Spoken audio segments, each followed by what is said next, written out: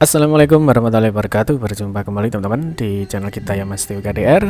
Kita teman-teman di kesempatan kali ini kita akan berbagi informasi kembali ya, masih di seputar dunia pendidikan ya. Khusus untuk kesempatan kali ini kita akan berbagi informasi mengenai tenaga honorer, yang mana di sini BKN dan Men-PareB ini melakukan verifikasi data ya untuk tenaga honorer atau non ASN, yang mana ini untuk salah satunya untuk persiapan untuk pengadaan P3K ya tahun 2024 ini, yang mana di dalam verifikasi data ini ya ada 6 kriteria yang dicek ya oleh BKN, Men-Pan-RB maupun BKPP.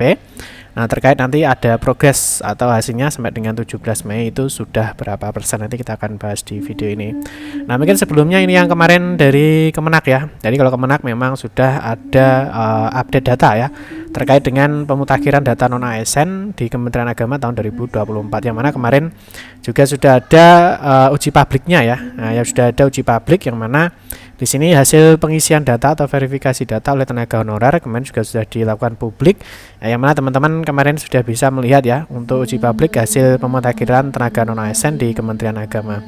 Nah, nanti kita akan bahas bagaimana dengan yang kemarin sudah ikut di pendataan tenaga non ASN 2022, yang mana saat ini ya BKN, Men-PareB ya maupun BKPP ini melakukan verifikasi data. Nah, tentunya untuk persiapan pengadaan P3K di tahun 2024 ini. Untuk itu teman-teman silahkan simak video ini sampai dengan selesai. Baik rekan-rekan semua, kita ingatkan kembali ya, bagi kalian yang baru pertama kali ya bergabung di channel ini atau mungkin baru melihat channel ini, jangan lupa ya klik tombol like ya, silahkan klik tombol subscribe dan bunyikan lonceng notifikasinya ya, biar Anda selalu mendapatkan informasi pertama kali dari kami. Bagi kalian yang suka baca berita, silahkan kunjungi saja di laman resmi kita mastiukdr.com. Di sini kita akan berbagi informasi ya, khususnya di seputar dunia pendidikan. Selamat menikmati informasi dari kami dan semoga informasi ini bermanfaat ya untuk kita semua.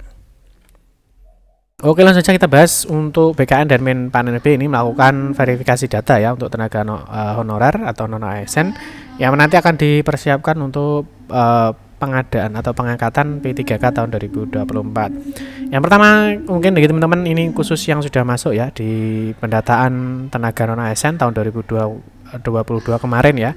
Nah, kalau kita lihat di sini ada informasi dari BKN teman-teman ya, yang mana di sini Menteri Pan-RB ini bahas progres pengadaan P3K dan platform digital manajemen ASN bersama BKN. Nah, di sini ada informasi-informasi mengenai 6 kriteria yang di cross check datanya ya oleh BKN maupun Men-Pan-RB. Yang pertama di sini ada informasi bahwa pengadaan calon aparatur sipil negara atau CASN pegawai pemerintah dengan perjanjian kerja atau P3K saat ini telah sampai proses verifikasi dan validasi atau verval yang dilakukan oleh Badan Kepegawaian Negara ya. Verval tersebut dilakukan pada 1 juta lebih ya, 1,7 lebih tenaga non ASN yang masuk di database BKN. Nah, pelaksanaan verval ini dilakukan menggunakan aplikasi verifikasi tenaga non ASN, yaitu pada laman verif.nonasn.bkn.go.id. Jadi ini yang melakukan verifikasi ini adalah BKN teman-teman ya. Nah, verval tersebut dilakukan dengan 6 kriteria. Nah, di sini ada 6 kriterianya berdasarkan kelompok kerja atau pokja. Nah, adapun 6 pokja kriteria tersebut yaitu mengenai honorarium ya, ada surat keputusan pengangkatan dan masa kerja, ada usia, jabatan, tingkat pendidikan serta surat pernyataan tanggung jawab atau SPJTM. Nah, di sini Menteri Pendaya-gunaan Aparatur Negara dan Reformasi Birokrasi Men-Pan-RB ini Pak Abdullah Azwar Anas ya mengatakan bahwa 1,28 juta formasi telah ditetapkan Kementerian Pendaya-gunaan Aparatur Negara dan Reformasi Birokrasi atau Pan-RB ini untuk rekrutmen CASN 2024. Nah, pendaftaran CASN 2024 ini dapat dimulai setelah proses verval rincian formasi yang diajukan instansi pemerintah selesai dilakukan. Ini kemarin memang di daerah-daerah itu sudah mengeluarkan rincian formasinya teman-teman ya. Jadi ada yang kalau kita lihat kemarin ada yang SD, ada yang SMA ya, DS1. Nah, ini memang banyak sekali formasi-formasi yang sudah disampaikan di masing-masing daerah.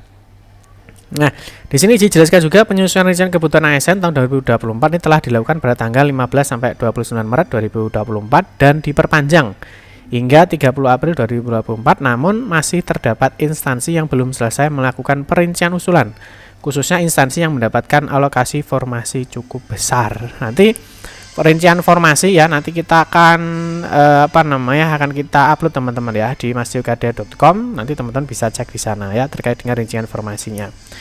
Terus yang berikutnya di sini Kementerian PAN-RB bersama BKN saat ini sedang merumuskan formulasi yang tepat untuk mengakomodasi pengangkatan tenaga non-ASN P3K ini. Tentunya formulasi tersebut berdasarkan verbal 6 kriteria dari BKN, termasuk nanti P3K penuh atau penuh waktu maupun paruh waktu. Ini tentunya kemarin sudah disampaikan ya, untuk yang penuh waktu ini tentunya yang ada formasinya ya, yang bisa memenuhi formasinya. Ini dijelaskan oleh Pak Anas sesuai rapat bersama BKN di Jakarta. Nah, ini Pak Kepala BKN Pak Haryomo Dwi Putranto mengatakan bahwa BKN melibatkan BPKP dalam verbal tenaga non-ASN tersebut ya. BPKP sebagai tim Quality Assurance dan penanggung jawab Pokja di kriteria 1 serta tim BKN sebagai penanggung jawab Pokja kriteria 2 sampai dengan 6. Nah, pada verbal ini distribusi data yang diperiksa oleh verifikator dilakukan secara acak. Verifikator tidak dapat memilih data yang diperiksa, dan setiap verifikator hanya melakukan verbal pada satu kriteria sesuai dengan pokjanya masing-masing. Ini jelas pria yang akrab disapa Yomo ini. Nah, di sini teman-teman dijelaskan ada progresnya ya, jadi progres dari verbal yang dilakukan oleh BKN maupun BPKP ya. Nah, di sini dijelaskan adapun hasil verbal tenaga non-ASN 2024 per 17 Mei ini pukul 00 ya, yaitu kriteria 2 ini mencapai 89,87%, kriteria 3 sudah 100%, terus kriteria 4 mencapai 63,3%, kriteria 5 sudah 100%, dan kriteria 6 mencapai 99,52%.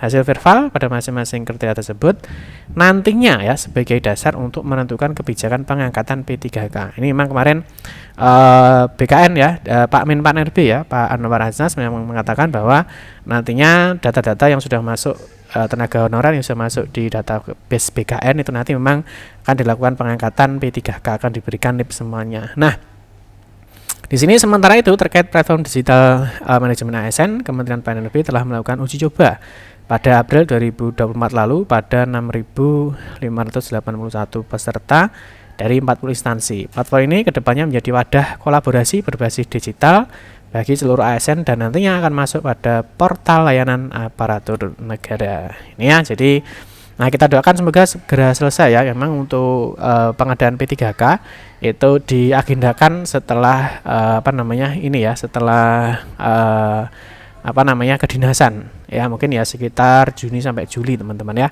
Nah, terus yang berikutnya kalau kita lihat di dalam pendataan non-ASN ya di lingkungan instansi pemerintah di tahun 2022 kemarin ya, memang di sini ada 5 kriteria ya.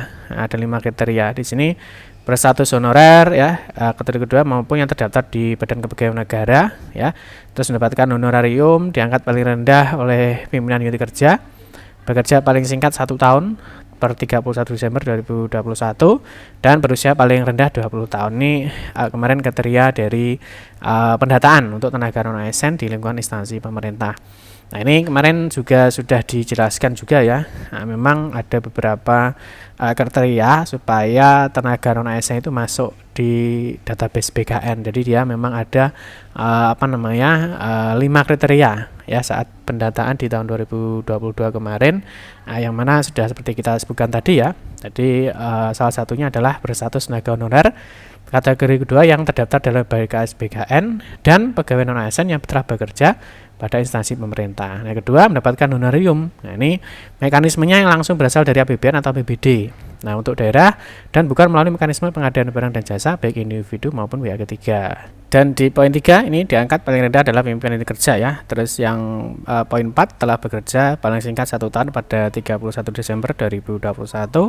Dan terakhir di poin 5 berusia paling rendah adalah 20 tahun ya, paling tinggi 56 tahun ya pada 31 Desember 2023. Itu teman-teman ya, nanti kita akan kabarkan terbarunya terkait dengan pengadaan P3K tahun 2024 tentunya di video-video kita selengkapnya ya. Oke, demikian informasi yang dapat kami sampaikan. Semoga informasi ini bermanfaat. Mohon maaf jika ada salah-salah kata dalam memberikan informasi dan penjelasan. Kita berjumpa kembali di video-video berikutnya. Saya akhiri, wassalamualaikum warahmatullahi wabarakatuh.